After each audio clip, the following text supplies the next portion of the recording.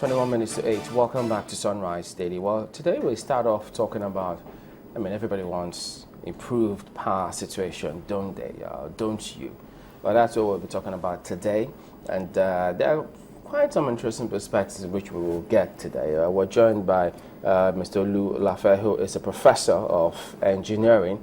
He's also the chairman, chief executive officer of Midat Group. Also an inventor. Thank you for coming on this morning. As well as an author. Okay, thank you. Because we'll come to the book because, we'll come to that in a minute. But let's start off with this situation wherein time and time again, as it is now, we're struggling to generate even 4,000 megawatts. I think what we're generating now is about 3,000. And then they talk about our generation capacity, our transmission capacity, and all of those mix. How do we connect the dots? But now we do know that there's been this privatization about the generation aspect of it, the GENCOs, but the government still handles the transmission aspect. So you've been in this for a long time in this field, and from what you've seen about our situation here, we can do better than this, can't we? Surely we can do. First of all, let me start by congratulating you for the award. Thank you. Very well earned. Thank you. I want to commend the president for taking the leadership role on the power sector.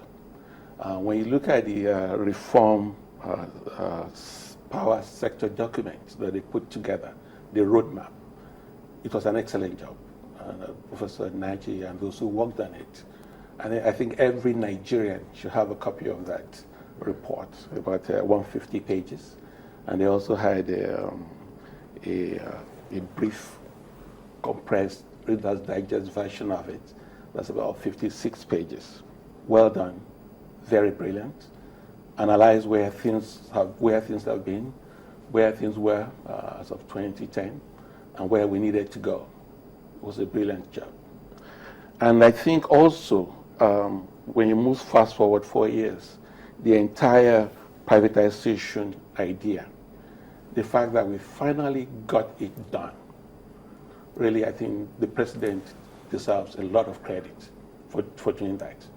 Because that's something that we've tried to work on for many, many years. He had sort of bedeviled the country. We couldn't move forward with this. So we praise him for that. There's an interesting report coming out today where the Nigerian content policy is being forwarded to the House of Assembly. And this came out of the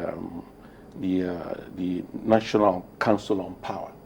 And they're talking about local government areas and state governments really putting some meat behind waste to energy plants. I will talk about that later. Waste to energy plants? Yes, waste to energy plants. And really coming from the federal government, that really gladdens my heart. And that they're coming up with a policy on that. The president deserves some kudos on that. Now, 4 years forward, 2010, the policy was put together. We are clearly on our way. But at the end of the day, the takeoff has been a little bit bumpy. Because we missed some targets. Yes. There were targets that were set. Those targets were never met. And so, at the end of the day, the average man on the street is not going to talk about policy or bills that were passed. The average man on the street is going to find out, how many hours do I have power? How much am I paying for it? What is the cost of self-generation? When you read the roadmap to power, the poor in this country is carrying the bulk of the weight. The poor, by the time they are buying kerosene and whatever, I pass my neighbor, 80 naira per kilowatt hour. Very expensive. Americans are paying something in the range of 10 cents, which is less than 16 naira per kilowatt hour. But the poor in Nigeria is paying 80 naira.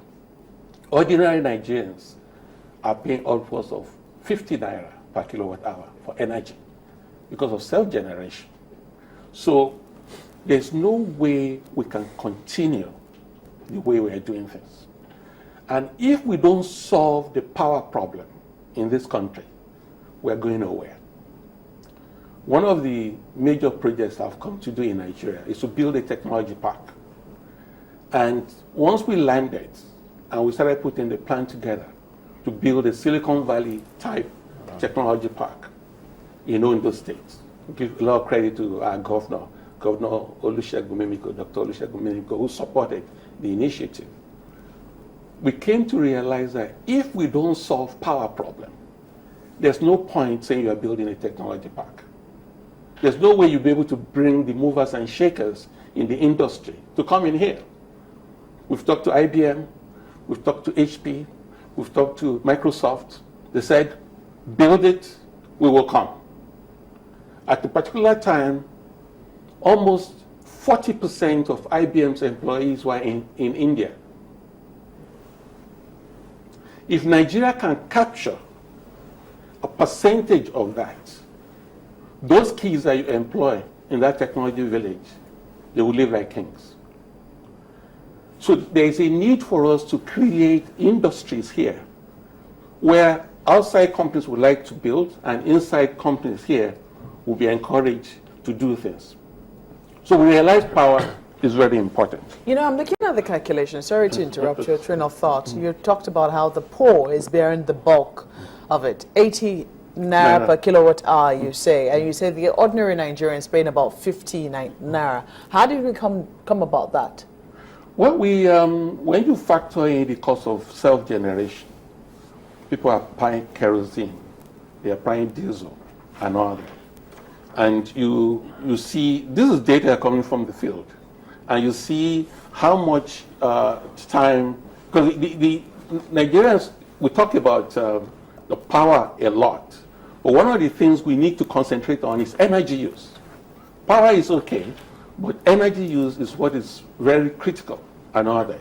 So when you look at the data, the way Nigerians live in all the socio-economic levels and all that, you are able to come up with the data of how much energy they are using and what is costing them.